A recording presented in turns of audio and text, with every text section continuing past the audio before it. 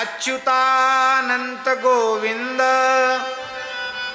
नामोच्चारण भेषजात नश्यन्ति सकला रोगा सत्यम सत्यम वदाम्यहम्। अच्युत अनंत गोविंद ये 3 नाम, इन नामों के उच्चारण रूपी औषधि से सारे रोग नष्ट हो जाते हैं। यह मैं सत्य सत्य कह रहा हूं। विश्वास पूर्वक केवल इतने कोई करो तो रोग नष्ट हो जाता है।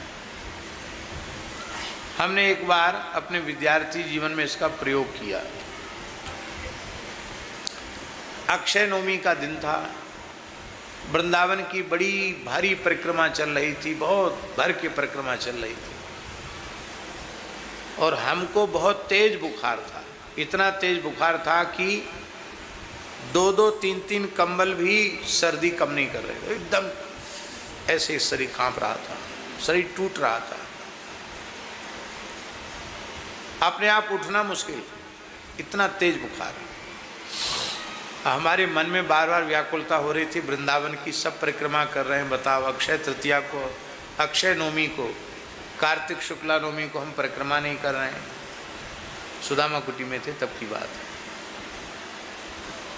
तो हमने अपने मन में सोचा आज इसी मंत्र का प्रयोग करते बुखार उतारने के लिए, अच्युतानंत गोविंद नामोच्चारण भेषजात नश्यन्ति सकला रोगा सत्यम सत्यम वदाम्यहम्।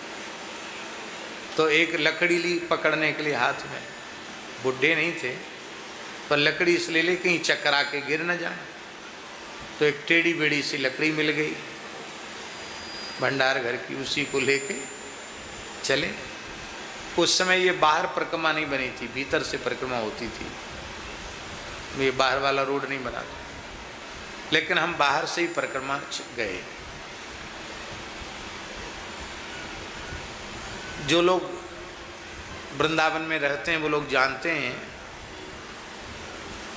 कि सुदामा कुटी से जगन्नाथ घाट कितनी दूर है।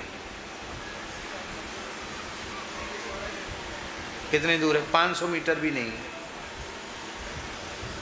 200-250 गज होगा।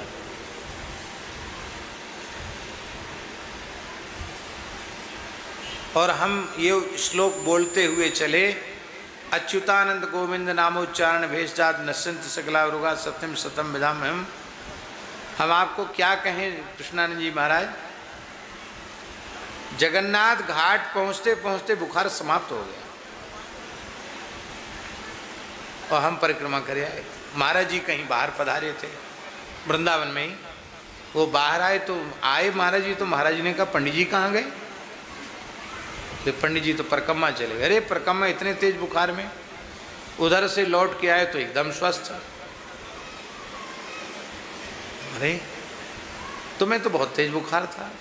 मैं कहा महाराज जी हमने प्रयोग कर लिया अच्युतानंत गोविंद नाम। तो बहुत हंसे, बोले हाँ ठीक है। उसके बाद फिर उतर ही गया बुखार, फिर नहीं चढ़ा, दोबारा उतर गया।